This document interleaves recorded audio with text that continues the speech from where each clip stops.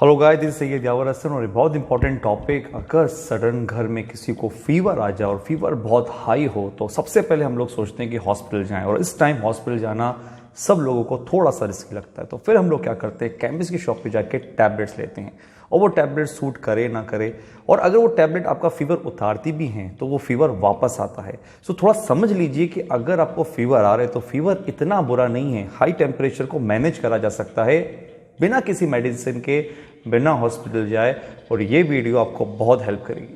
आपका body temperature या आपके बच्चे का बॉडी टेम्परेचर 101, 102, 103 जा रहे तो नो डाउट आपकी बॉडी अंदर से हीट कर रही है। अब मैं आपको एक चीज़ बता देता हूं कि जो ये फीवर आता है ये बुरा नहीं होता। फीवर आने का एक ही मतलब होता है कि आपकी बॉडी में कुछ ऐसा गया है जिसकी वजह से आपकी बॉडी हीट कर रही है, और अंदर का जो आपका इम्यून सिस्टम है वो उस चीज़ से लड़ रहा है। क्योंकि मैं फिर बोलूँगा, फीवर आना इतना बुरा नहीं है। फीवर आने का मतलब यह है कि जो भी वायरस बैक्टीरिया आपकी बॉडी में गया है, जो भी चीज़ गई है, तो उसको इनएक्टिव करने के लिए बॉडी हीट बनाती है, और इम्यून को टाइम मिलता है उसको मारने का, उसको फाइट करने का।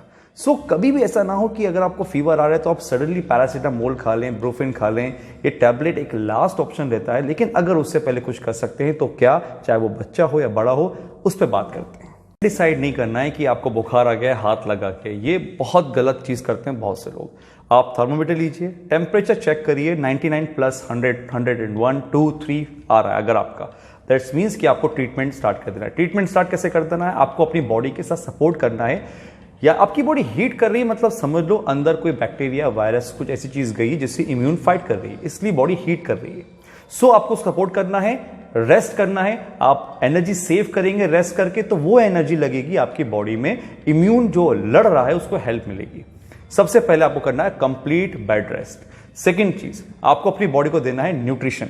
पानी पिए, हल्का खाना खाएं। देखिए, हल्का खाना इसलिए खाना है क्योंकि अगर आप हैवी खाते हैं डाइजेशन के अंदर वो एनर्जी लग जाएगी। सो जितना हल्का खाएंगे उतनी एनर्जी सेव होगी, और वो एनर्जी लगेगी, वो बची हुई एनर्जी इम्यून उससे लड़ने में हेल्प करेगा उस एनर्जी से। सो पानी ज्यादा से ज्यादा पिएं और अपनी बॉडी को प्रॉपर न्यूट्रिशन दें, हल्का खाना खाएं। इसके बाद एक मेन चीज आपको करना है कि आपका बॉडी टेम्परेचर देखिए बढ़ रहा है, आपकी बॉडी हीट कर रही है, तो ये प्रॉब्लम कर सकता है। तो आपको पंखे के नीचे लेटना है ताकि आपका जो टेम्परेचर है वो थोड़ा नॉर्मल रहे। कूलर या एसी के सामने नहीं, पंखे के सामने। पंखे के सामने लेटने के बाद थोड़ी देर लेटे रहें और फिर अपना टेम्परेचर चेक करें। अगर आपका टेम्परेचर कंटिन्यू बढ़ रहा है तो एक लास्ट चीज आपको करनी है जो सदियों से चलती हुई आ रही है, और वो है आपको स्पंज करना है बॉडी को। हम लोग उसको इस तरीके से समझते हैं कि माथे पे गीली पट्टी रखते थे बचपन में, बस वो ही एक चीज है जो आपकी बॉडी टेम्परेचर को कंट्रोल करेगी घर में, without any medicine, without any hospital. So आपको करना क्या है, कपड़ा गीला करना है, और सिर्फ माथे पर ही नहीं, आप माथे पर, चेस्ट पे, शोल्डर्स पे, बॉडी पे स्पंज करेंगे। अगर छोटा बच्चा है तो उसको एक गुनगुने पानी में, बहुत ज्यादा ठंडा ना हो, गुनगुने पानी में आप टब में लेटाएंगे और उसको स्पंज करेंगे, उससे भी उसका जो बॉडी टेम्परेचर है वो डाउन होगा। ये आपके अंदर का जो टेम्परेचर है वो बहुत गर्म है।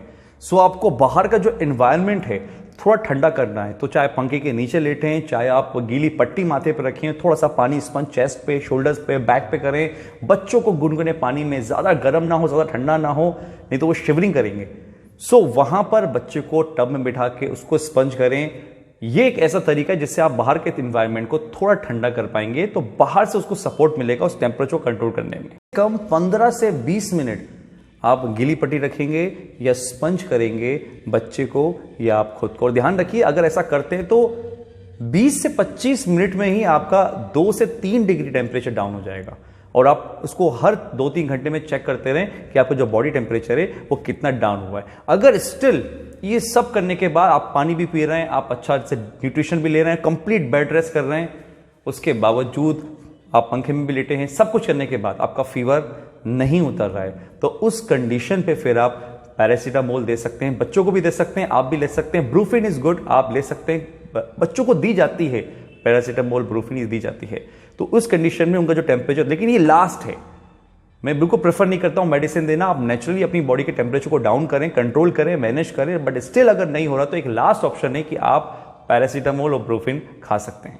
बात और बोलना चाहूंगा, किसी भी तरह के फीवर को डायरेक्ट आप कोरोना वायरस से या किसी तरह के वायरस से ना जोड़ें, क्योंकि अगर आप इन्फेक्टेड होते हैं इस तरह के वायरस से, आरएनए रेस्पिरेटरी वायरस जो कि कोरोना वायरस है, इन्फ्लुएंजा फ्लू से अगर आप इन्फेक्टेड होते हैं तो आपको और भी सिम्टम आएंगे, सिर्फ फीवर ही नहीं बढ़ेगा, साथ साथ आपको प्रॉब्लम आती है सांस लेने में, क्योंकि एक रेस्पिरेटरी वायरस है तो सीधे लंग्स पे अफेक्ट करता है ये।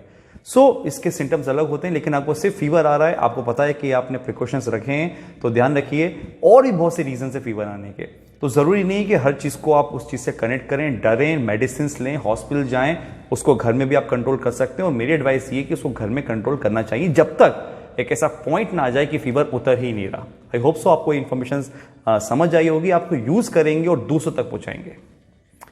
Thank you.